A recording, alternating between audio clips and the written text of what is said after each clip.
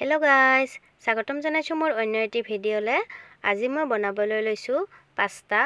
এয়া সসপেনটোত গৰম পানী বহাই দিছো। বহাই দি ইয়াতে দি দিছো পাস্তাখিনি।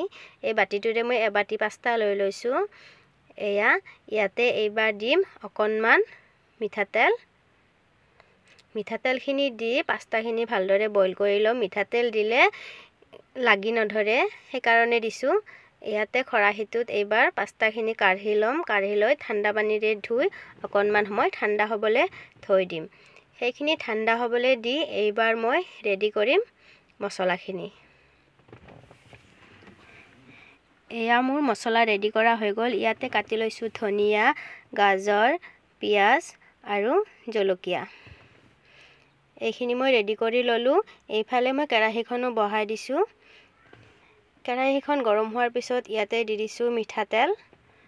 বেলেগ তেলো দিব পাৰে, মিঠাতেল দিলেও হয়। ইয়া তেলখিনি গৰম হোৱাৰ পাছত ইয়াতে বহাই দিছো মই গাজৰখিনি, জলকীয়াখিনি আৰু পিয়াজখিনি। পিয়াজখিনি এনে ধৰণে ভাজি লম। দহি যোৱাকে নাভাজো, অকনমান ভাজি লম। অকনমান ভাজা হোৱাৰ পিছত ইয়াতে অকনমান কালাৰ আহিবৰ কাৰণে হালধি দি দিছো আৰু নিমখটো দিবই লাগিব। নিমখ নহলেতো একোৱে নচলে।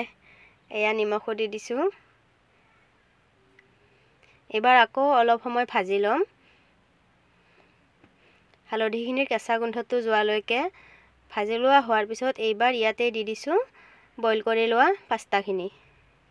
পাস্তাখিনি দি পিয়াজখিনিৰ লগত এনে ধৰণে ভাজি লম অকনমান সময়। এয়া লাগিয়ে ধৰিল অকন। এনে ধৰণে ভাজি লম। অকনমান সময় ভাজি লোৱা হোৱাৰ পিছত ইয়াতে কি দিম জানেনে? ইয়াতে দিম এয়া পাস্তা মছলা। পাস্তা মছলাখিনি দি আকৌ অকনমান সময় ভাজি লম। গেছটো লো ফ্লেমত ৰাখিছো। এয়া পাস্তা মছলাখিনি দিয়া হোৱাৰ পিছত অকনমান ভাজি লৈ ইয়াতে দিছো টমেটো সস। টমেটো সসখিনি দিয়া হোৱাৰ পিছত আকৌ লৰাই অকনমান সময় ভাজি লম। 2 মিনিট মান সময়।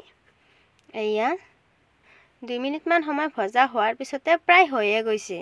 যেটো বইল কৰি লৈছো। এইবাৰ মই দি দিছো ইয়াতে ধনিয়া।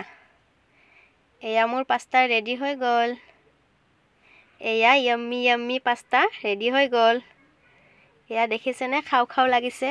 ইমান ধুনীয়া হৈছে। আপোনালোকেও এনেকৈ সিম্পল ভাৱে পাস্তা বনাই খাব পাৰে। আজিলৈ আহিছো।